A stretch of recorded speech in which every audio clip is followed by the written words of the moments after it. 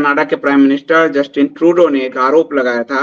वहाँ एक खालिस्तानी नेता था जिसका नाम है हरदीप सिंह निज्जर। हरदीप सिंह निज्जर की हत्या हो गई और उसने जस्टिन ट्रूडो ने आरोप लगाया कि ये भारत ने ऑपरेशन कराया, मारा, जबकि भारत सरकार ने इसके लिए साफ साफ मना किया। एक बात और है कि भारत का जो मास्टर स्ट्रोकवादी वर्ग है वो इस समय कनाडा के प्रधानमंत्री के साथ खड़ा है। भारत का जो एक चापलूस वर्ग है वो कनाडा के प्राइम मिनिस्टर के पक्ष में एक तरह से है कि जेम्स बॉन्ड ने, मोदी जी ने वहां मरवा दिया, जबकि भारत सरकार साफ साफ इस पर मना कर रही है और जिसके कारण जो है दोनों के देश में तल्खी आई है और दोनों जो है कनाडाई उच्च आयोग को भारत ने समन भेजा, उसने हमारे अधिकारी को निकाला, फिर हमने समन भेजा निकाला, फिर वीजा जो है वीजा भारत ने बंद किया कनाडा के लिए और भारत ने एक कनाडा में बैठे हुए खालिस्तानी आतंकवादियों की पूरी सूची जारी की। तो ये स्थिति यहाँ तक जब पहुंच गई तो अमेरिका इस बीच में आया है कि हम भारत को पास नहीं देंगे। तो आप इसको कैसे देखते हैं अक्षय जी? एक चीज शुरू करना चाहूंगा मैं कि जनता को और हमारे दर्शकों को कनाडा के बारे में भी कुछ जानना चाहिए और फिर हम लोग आगे बढ़ें। तो कनाडा एक बहुत विशाल राष्ट्र है क्षेत्रफल की दृष्टि से। रूस के बाद सबसे बड़ा जो क्षेत्र है वो कनाडा के पास में, और उसके पास अथाह जो मिनरल वेल्थ है वो दैट इज अनपैरेलल्ड। यूरेनियम का बहुत बड़ा भंडार है वहां। लेकिन कनाडा में पॉपुलेशन नगण्य है क्योंकि बहुत ही ठंडा देश है। अगेन रूस के बाद सबसे ज्यादा ठंडा देश, और बहुत ही वहाँ एग्रीकल्चर इस प्रकार की चीजें बहुत अच्छे से नहीं हो सकती हैं। कनाडा की टोटल पॉपुलेशन हो गई 4 करोड़ के लगभग। उसमें 8 लाख सिख समुदाय के हैं और ये सिख जो हैं 1900 के लगभग वहां पहुंच गए थे। और अधिकांश जो भारतीय मूल के लोग थे वो अधिकांशतः सरदार होते थे, सिख होते थे। लेकिन पिछले कुछ दशकों में हिंदुओं का जब वहां एक फ्लो बढ़ा है तो आज की तारीख में 8 लाख सिख हैं जो 2.1% माने जाते हैं, लेकिन 8.25 लाख हिंदू हो गए हैं। तो पॉपुलेशन हिंदुओं का सिखों से आज की तारीख में 2021 के लिए अगर देखा जाए तो उनसे ज्यादा हो गया। ये लोग ज्यादातर ऑन्टेरियो जो पूर्व में है, टोरंटो का क्षेत्र वहां है, दोनों ही समुदाय सिख हो चाहे वो हिंदू, और पश्चिम में ब्रिटिश कोलंबिया और एल्बर्टा। ब्रिटिश कोलंबिया सागर तट पे और जस्ट उसका अंदर रॉकी माउंटेन के लीवर्ड साइड में एल्बर्टा राज्य है। तो यहाँ 3 राज्यों में अधिकांशता है। यहाँ लिबरल डेमोक्रेट्स, लिबरल पार्टी जो है that is totally in hand with all kind of woke बोले लिबरल, जो वोक गैंग, टुकड़े टुकड़े gang, anti India gang, Islamic gang, Khalistani gang के साथ रही है ये शुरू से। तो ये ट्रूडो के पिता भी बहुत लंबे समय तक प्रधानमंत्री थे और 84 तक थे, और उनके ही ये फल रहा कि कनिष्क बॉम्बिंग हुई। अब आप देखिए विद 8.28 लाख ऑफ हिंदूज, जिसमें से लगभग 4-5 लाख वो होंगे जो वोटर्स भी होंगे, बाकी बच्चे होंगे। तो इतनी वोटर्स जो होंगे, 1-1.25 लाख की उनकी कंस्टिट्यूएंसी होती है। तो Hindus are able to influence nearly 30-40 seats now in Canada, और सरदार भी लगभग 25-30 सीटों पे इन्फ्लुएंस करते हैं। अब पन्नू साहब क्या बोलते हैं कि हिंदुओं को भगा दो वहां से। That is what he meant yesterday, जो उन्होंने स्टेटमेंट दिया, जो सिख फॉर जस्टिस जो एक आतंकवादी संगठन है। तो this is how they are trying to. ये स्टेटमेंट अमेरिका में दिया उन्होंने। हाँ, अमेरिका में दिया कि कनाडा से जो है हिंदू लोगों को भगा देना चाहिए, मतलब उसका मोटा मोटा यही था। वैसे मोटे तौर पे अक्षय जी मैं तो ये मानता हूँ कि क्या कनाडा में बोलें क्या यूएसए में बोलें, ये सब एक ही एक ब्लॉक के हैं। तो इसी बहाने हिंदुओं का वोट भी कम हो, हिंदुओं की आवाज भी कम हो, जो थोड़ी बहुत भी हो। हालांकि हिंदू लोग एक कोहेसिव रिलीजियस तौर पे तो भारत में तो है ही नहीं, विदेश में क्या रहेंगे, और विदेश में भी ये तिरंगा लेके चलते हैं। मतलब जो शर्म की बात है कि ना आप वहां के हुए ना यहाँ के हुए, इतनी हिम्मत है तो भाई आप हिंदू हो तो भगवा लेके चलो, ओम लेके चलो, जय श्री राम के नारे के साथ चलो, वहां भारत माता की जय करके आपको क्या उपलब्धि है। तो भारतीयों का जो कंफ्यूजन है उसका ये लोग फायदा उठा रहे हैं, और वही चीज राजनीति में परिणत होती है। ट्रूडो जो है उनके विपक्ष, वो एक ऐसे व्यक्ति के ऊपर डिपेंडेंट है जो कि जगमीत सिंह है, जो कि एनडीपी पार्टी के अध्यक्ष हैं, जिसके 25 सदस्य हैं। अगर वो आज की तारीख में हट जाए तो इनकी सरकार गिर जाए, आगे सरकार बने ना। 2019 दो चुनाव हुए, उनमें इन्हीं के बल पे माइनॉरिटी का थोड़ा सा वोट लेके ये अपनी सरकार चला रहे हैं। तो so now there is a competition for Khalistani votes. तो जगमीत सिंह जो बोलेगा वो ये करेंगे। जगमीत सिंह स्वयं एक खालिस्तानी समर्थक हैं, एमपी हैं। आपको जान के आश्चर्य होगा, जगमीत सिंह जिस ब्रैम्पटन एरिया से जीत के आया, वहां का पुराना एमपी था एक रामेश्वर संगा, वो भी शायद जाट हैं, हिंदू जाट है। लेकिन उन्होंने जब कहा कि बहुत से खालिस्तानियों का प्रभाव है यहाँ की राजनीति में, तो उनको कनाडा के ही एक कॉकस ने बाकायदा उनके ऊपर लक्ष्य करके उनके विरोध में गवर्नमेंटल स्टेटमेंट दिया कि इस तरह के कॉन्स्पिरेसी थियरीज नहीं दी जा सकती हैं। And then he had to be relieved of his post. वो बाद में री इलेक्शन नहीं कर पाए, हालांकि वो 2 बार जीत रहे थे, 1 बार शायद जीते हैं। तो this is the state of Canada politics and discussion. वो बहुत फ्री स्टेट और अपने आप को बहुत फ्री स्पीच का नुमाइंदा मानता है, लेकिन एक एमपी ने कहा, और सो कॉल्ड माइनॉरिटी कम्युनिटी के एमपी ने कहा कि यहाँ खालिस्तानियों का प्रभाव बढ़ रहा है, कई लोग उनके कांटेक्ट में हैं। तो उन इस स्टेटमेंट पे उनको रिप्रिमांड किया गया। बाकायदा एक कमिटी ने, सरकारी कमिटी ने उनको उनके विरोध में कार्रवाई की है, और तब ये जगमीत सिंह बाद में वहां से जीत के आया है।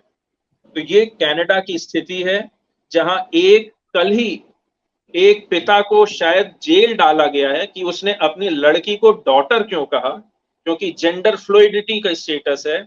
आप लड़की को लड़की नहीं कह सकते, आप उनका जेंडर डिफाइन नहीं कर सकते हैं। जी अक्षय जी। अजब पागल देश है। तो शिल्पी जी ने बहुत सारे पॉइंट किए, इस पे मैं इनमें से कुछ पे मैं बात करूंगा। बट सबसे पहले ये जो टेक्निकल पॉइंट है कि ये हुआ क्या, असैसिनेशन हुई नहीं हुई, उस पर थोड़ा बात कर लेते हैं। देखिए, कनाडा में ये पहली बार नहीं है कि कोई गैंगस्टर मारा गया। पहली बात, हरदीप सिंह निज्जर, ये है कौन हरदीप सिंह निज्जर? ये एक सिर्फ खालिस्तानी लीडर नहीं है, ये एक इंडिया का जाना माना टेररिस्ट है। ये मेरे ख्याल से एक्स बबर खालसा है। और इसके अगेंस्ट रेड कॉर्नर नोटिस है इंटरपोल से। रेड कॉर्नर नोटिस इंटरपोल से इतनी आसानी से नहीं मिलता। आपको, specially for a country like India, आपको इंटरपोल को कन्विंस करना पड़ता है एविडेंस के साथ कि इसने ये क्राइम्स किए हैं, ये मर्डर्स किए हैं, ये किए हैं, और उन सब के ये हमारे पास सबूत है, पूरे सबूत देने पड़ते हैं। उससे जाकर फिर इंटरपोल, इंटरनेशनल पुलिस ऑर्गेनाइजेशन जो है, वो एक रेड कॉर्नर नोटिस करती है। तो ये साहब भाग गए कनाडा। मेरे ख्याल से 2014 या 2015 की बात है, आसपास 2014 और पहले। अच्छा, तो उस टाइम पे इसने पहले अपने कोशिश की एक वीजा अप्लाई सिटीजन अप्लाई करने की, रिजेक्टेड। ठीक है, दूसरी बार अप्लाई किया, रिजेक्टेड। फिर मेरे ख्याल से इसने कोई शादी की, किसी के साथ कुछ किया, और फिर अपने गवर्नमेंट के साथ कुछ ताक-झाक की, और फिर उसको सडनली वो मिल गई, सिटीजनशिप मिल गई। तो पहली बात तो ये है कि अगर मेरे को लगता है 90% चांस है कि ये किसी गैंग वॉर में मारा गया है, या किसी कारणवश इसको पाकिस्तानियों ने मारा। मेरे को बहुत ही कम चांस लगता है कि भारत ने इस पे कुछ किया, क्योंकि जो हमारे पास कैपेबिलिटीज हैं, ये किसी को पता भी नहीं होती, मुझे भी इतना नहीं पता है, बट जितना पता है कि हमारे पास जो कैपेबिलिटीज हैं, वो एडजेसेंट नेशंस में जाके हम स्ट्राइक्स कर सकते हैं यूजिंग अ मिलिट्री ऑपरेशन। ठीक है, ऐसे ऑपरेशन के लिए आपको ऐसे लोग चाहिए हैं जो उनकी वेशभूषा डाल के, उनकी भाषा में, सिविलियन एरिया में जाके रह के कुछ देर, और फिर असैसिनेशन करें। तो ये हमारे पास कैपेबिलिटी शायद नहीं है। और मोर इंपॉर्टेंट देन कैपेबिलिटी, ये इसके लिए बहुत सीरियस गुर्दा चाहिए होता है, क्योंकि इसके जो चांसेस होते हैं ऐसे ऑपरेशन के सही होने के, वो कम चांसेस होते हैं। ऐसे ऑपरेशन होते हैं जिनमें 30-40% चांस ऑफ सक्सेस होता है, 60-70% चांसेस है कि फेल होगा। और जब फेल होता तब ये सारी चीजें होती हैं, उनको हैंडल करने के लिए बहुत गुर्दा चाहिए होता है। तो इसराइल जैसे देश कर सकते हैं, ये रशिया करता है, ये इसराइल करता है, चाइना ने किया, पाकिस्तान ने बहुत किया, पर हम ऐसे काम नहीं करते।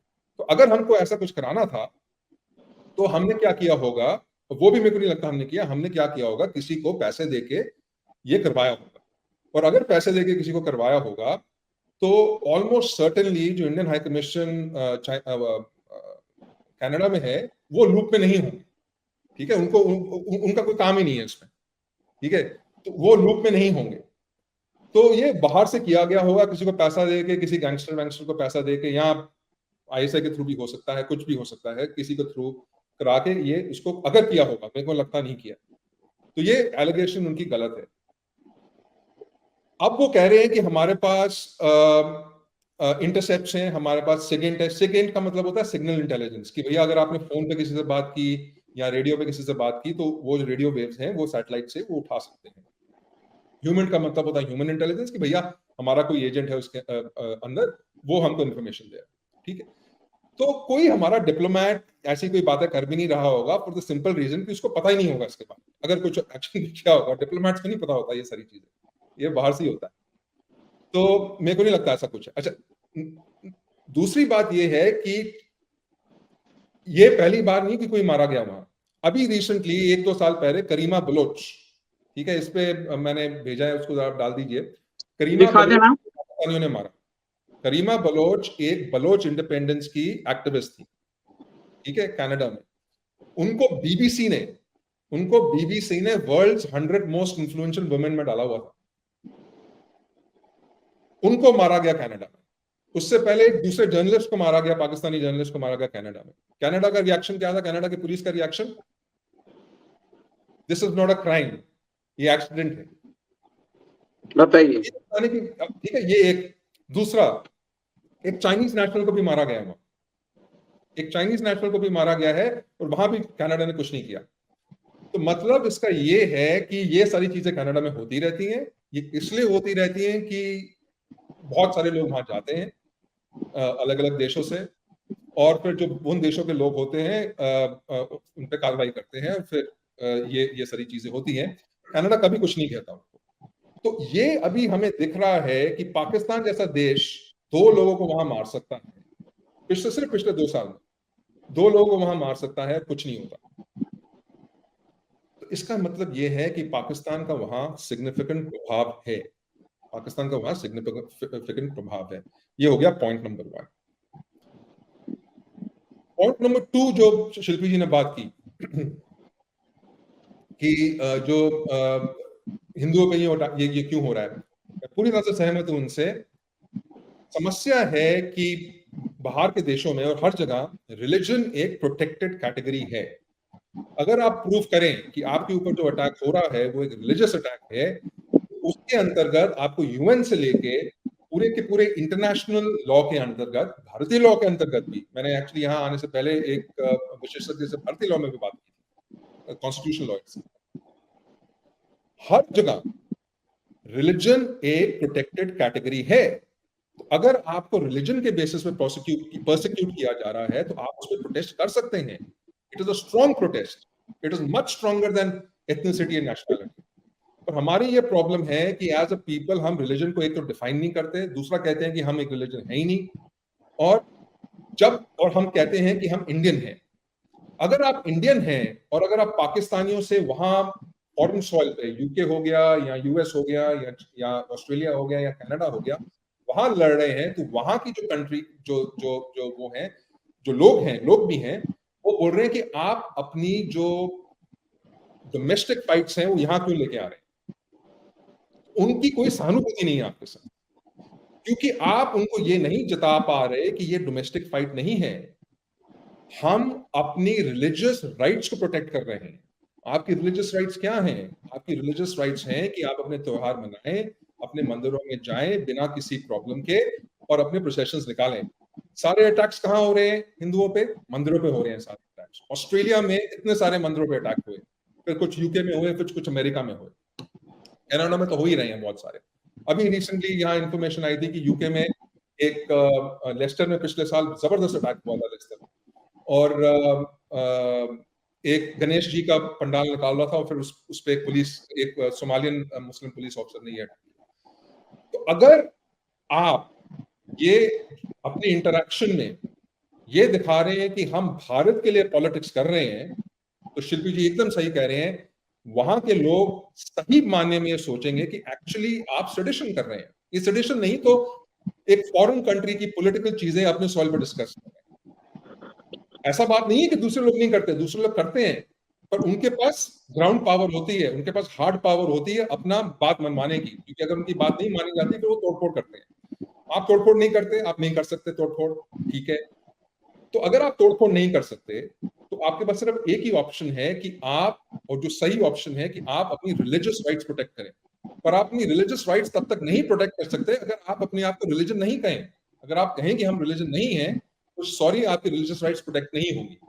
और अगर आप मंदिरों में जाके झंडे फहराएंगे, तिरंगा फहराएंगे, तो फिर दूसरे लोग बोलेंगे कि रिलीजियस एक्टिविटी नहीं है, ये तो पॉलिटिकल एक्टिविटी है। वो भी पॉलिटिकल एक्टिविटी कर रहे हैं, आप भी पॉलिटिकल एक्टिविटी कर रहे हैं, दोनों को हक है। वो आपसे स्ट्रांग है, आप उनसे पिट जाते हैं, इसमें हम क्या करें? वो अक्षय जी एक प्रकार का सेडिशन माना जाना चाहिए। बिल्कुल। दूसरी बात, आपने किसी को ये नहीं दर्शाया मुस्लिम्स वहां इतने स्ट्रांग क्यों हैं। मुस्लिम्स इसलिए स्ट्रांग है कि एक तो अपनी रिलीजियस आइडेंटिटी वो नेशनल आइडेंटिटी से एकदम दूर रखते हैं। उनकी नेशनल आइडेंटिटी है ही नहीं, एक रिलीजियस आइडेंटिटी। खालिस्तानी की भी रिलीजियस आइडेंटिटी है, उनकी भी कोई नेशनल आइडेंटिटी नहीं है। क्रिश्चियंस की भी जनरली अलग अलग जगहों पे अपनी रिलीजियस आइडेंटिटी बड़ी होती है। जहां जहां उनकी रिलीजियस आइडेंटिटी कम हो रही है, नेशनल आइडेंटिटी बढ़ रही है, वहां वहां उनको प्रॉब्लम हो रही है। तो जब उनकी रिलीजियस आइडेंटिटी है उसको प्रोटेक्ट करते हैं, इसलिए उनको सपोर्ट मिलती है। हिंदू कभी नहीं ये बोलते, as I am not talking about individuals, I am saying as a society, as a government, क्या हमने दर्शाया कि खालिस्तानी टेररिज्म में पंजाब में 36,000 हिंदू पंजाब में मारे गए। हमको एक पॉलिसी के थ्रू, एक पॉलिसी के अंतर्गत एक स्टेडफास्ट तरीके से इसको एक जेनोसाइड कह के पूरे दुनिया में इस जेनोसाइड के बारे में बात करनी चाहिए। अरे इस जेनोसाइड को तो छोड़िए, हमने तो कभी मुस्लिम जेनोसाइड के बारे में बात की। हम तो कश्मीरी जेनोसाइड जो भारत में हुई उसको एक्सेप्ट नहीं करते। गवर्नमेंट ऑफ इंडिया की जो पॉलिसी है उस पर वो कहते हैं कि ये जेनोसाइड नहीं, ये एक पलायन है। तो जब आप पूरी दुनिया को ये बताएंगे नहीं कि हमारे साथ जेनोसाइड हुआ, और ये बताना इसको बताने के लिए एक पूरी नीतिगत तरीके से सेमिनार्स करके, मूवीज बना के, वक्तव्य दे के, किताबें निकाल के, डॉक्यूमेंट करके, यूनिवर्सिटीज में सीट्स बना के, एक बहुत ही बड़े तरीके से आपकी फॉरेन पॉलिसी का नंबर 1 ऑब्जेक्टिव बना के, इसको 10 साल लग जाते हैं पूरी दुनिया को समझाने के लिए। अगर आप ये कर देते तो फिर दुनिया की जो सहानुभूति है और जो होनी चाहिए थी, जो धर्म संगत सहानुभूति है, वो आपके साथ होती, वो होती, और आपकी रिलीजियस आइडेंटिटी होती। आप इंडियन नेशनल पॉलिटिक्स में नहीं घुसते, आप हर जगह जाके मोदी मोदी नहीं करते, तो फिर लोग समझते कि इन पे रिलीजियस अटैक हो रहा है, चलिए इनकी सपोर्ट करें। आपने वो कुछ नहीं किया। आप क्या करते हैं, वहां जाके मोदी मोदी के नारे लगाते हैं, लोगों को कंफ्यूज करते हैं कि भैया हमारा रिलीजन है ही नहीं, हम है ही नहीं, और ये किसी को नहीं दर्शाते कि आप पे अट्रॉसिटीज हुई हैं। लोगों को लगता है कि आप अट्रॉसिटीज कर रहे हैं क्योंकि आप दर्शाते नहीं कि हमारे साथ। तो ये बहुत बड़ी एक समस्या है इंडियन कम्युनिटी के लिए। मैं तो कहूंगा ये इंडियन कम्युनिटी के लिए जो बाहर है उनके लिए एक एग्जिस्टेंशियल प्रॉब्लम है। अगर ये वो समझे नहीं तो बहुत कुछ हो सकता है अगले कुछ सालों में। ठीक है, तो ये उन्हें तो अगर हम लाख समझाएं, मैं खुद देखता हूं तो वो मोदी के उस सम्मोहन में ऐसे फंसे हैं कि वहां तो कई बार भारत भी भूल जाते हैं और भारत का झंडा लिए घूमते हैं। हिंदू बात तो समझने के लिए तैयार नहीं, वो हिंदू यहाँ समझने के लिए तैयार हैं। यहाँ आप हिंदू के नाते मोदी को वोट दीजिए और हम मोदी मोदी करेंगे। ये तो हमारे एनआरआई साथी बातचीत होती है उसमें ये तो खुद से आता है। तो किसी ना किसी को एक नीतिगत तरीके से ये एक डिफाइन करके, क्लियर तरीके डिफाइन करके बताना पड़ेगा कि हिंदुइज्म एक रिलीजन है। इंग्लिश में रिलीजन, हिंदी में धर्म, ये है। जैसे कि इस्लाम एंड ऑल, ये उनसे बेटर है, ठीक है, तो वो भी एक रिलीजन है और उसके अंतर्गत हमारी भी कुछ राइट्स हैं। वो राइट्स हैं कि हमारे पास right to practice of religion है। आप हमारे मंदिर नहीं अटैक कर सकते। दूसरी बात, किसी को ये डिफाइन करना पड़ेगा कि हिंदू कौन है। आप सिर्फ ये नहीं कह सकते कि जो भारत में पैदा हुआ, यहाँ जो हिंदू उसका है वो हिंदू है। जो भी हिंदू धर्म प्रैक्टिस करता है, चाहे वो व्हाइट हो चाहे वो ब्लैक हो, जहां से भी पैदा हुआ हो, उसको अंतर्गत अगर as long as they practise Hindu and call themselves Hindu, they are Hindu. तो ये डिफाइन करके पूरी एक नीति के तरीके से ये करना पड़ेगा।